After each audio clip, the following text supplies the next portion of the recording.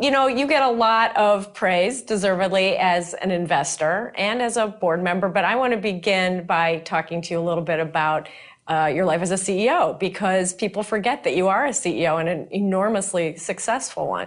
So I thought I would begin by asking you about what makes a successful CEO, and particularly not just because you were successful, but because one thing I admire about you is that in your acquisitions, you know who is a successful CEO and you acquire the person as well as the business. Yeah. So what do you look for? Well, we have a kind of a special kind of business because it's been built on buying businesses. You know, we started with a textile business that was destined for failure 45 years ago. So Berkshire has been put together in a way that sort of fits me, but I also think it fits a successful business model. And I don't like committees. I don't like, you know, there are all kinds of things I don't like. So I get rid of them and create a model that I think will work, but that doesn't have the things in it that I don't like. And as we bought businesses over the years, and we now have 70-odd businesses, almost always the person who sells to me is the person who's going to be running it subsequently.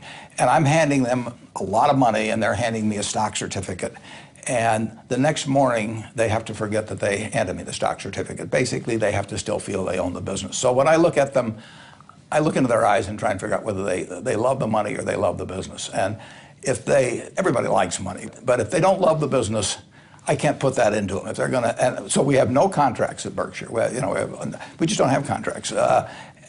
We count on people loving the business, and then my job is to make sure that I don't do anything that in effect kills that love of the business. We have CEOs that have never come to Omaha, you know, and we've never had a meeting of them here. It just isn't the way we run. They knew how to run the business before I bought it. They're going to know how to run the business afterwards. Well, that's not something you can tell from the balance sheet. That's something that you can tell from, I guess, the twinkle in their eye. And so that's something that you can only tell really from talking to them. Is that right?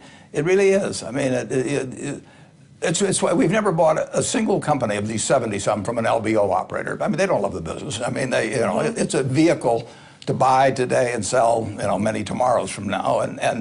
And they may dress up the accounting, and they may do, you know, leverage it up and that sort of thing. But they're thinking about, they have an exit strategy. We don't have an exit strategy. We have an entrance strategy, and that is it. Once, you know, it's like a Catholic marriage. It's going to last forever. Well, that brings me to, I think, one of the most interesting things about Berkshire, which is that you say, and this is just a stunning statistic, that most of your shareholders say they're going to hold your stock until they die, and then pass it on to their kids. And most of the CEOs I talk to, as I'm sure you know, complain that their investors have got the attention span of a mayfly. But they go out and select for that. I mean, if I were running a church and I had 500 seats in it, I would not be out trying to get people all the time to replace the people in the present seats. I would be trying to keep the people that are in those seats happy so they're back next Sunday and the Sunday thereafter. So we don't want to attract every investor. We want to attract people who look at Berkshire the same way they look at buying a farm or they buy an apartment house. When you buy a farm, you don't think I'm going to flip this next week, or that the earnings are going to be up this quarter for the farm, or anything of the sort, or you know, it looks like it's going to rain tomorrow, or any of that sort of thing. You buy it because you expect a certain yield from the property, and you hope you have an honest tenant farmer to run it, and you expect that over time farming productivity will get better because of new fertilizers and that sort of thing.